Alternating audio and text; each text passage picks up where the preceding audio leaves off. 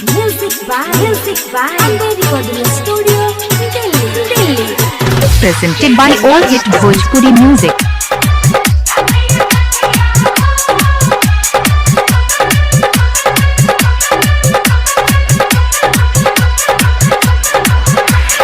DJ Sid Narayan, Sitamarhi.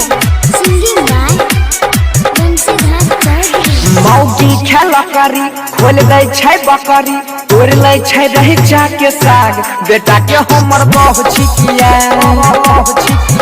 आगे मौगी खेला करी खोल दे छै बकरी तोड़ ले छै रही के साग बेटा के हमर बहु छिकिया चारो याद छोड़ के बिचही से तोड़ के कैली गई हमार बर्बादी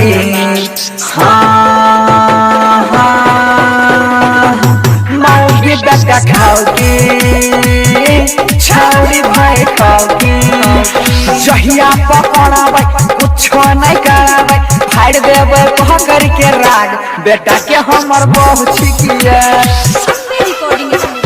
DJ Sid Narayan, Sitamarhi. DJ Sid Narayan, Sitamarhi. Presented by All Hit Bhojpuri Music. Singing by Bansidhar Chaudhary.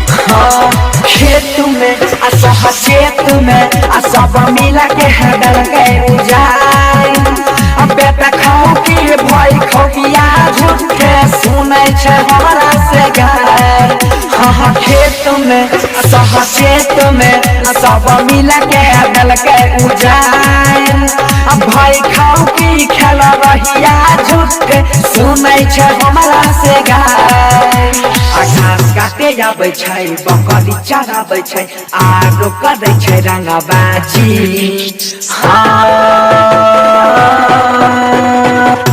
मौगी बेटा खाओगी छौरी भाई खाओगी जहिया पकड़ाबै कुछो नहीं कराबै पकड़ के फाड़ देबै राग बेटा के हमर बहु छिकिया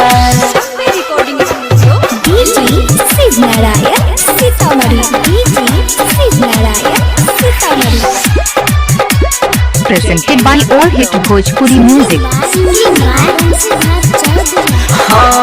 खाद गे बड़ा बहाद गे कर पैने रिहाई जो आकार वाह तेल मोहतिया रैचा पाँचो बोरा जे हो खाद गे बड़ा बहाद गे कर पैने रिहाई जोत आकार वाह तेल मोहतिया रैचा दुओ बोरा जे हो गाँव के समेती करने छै खेती ओकरा में घुस के देखे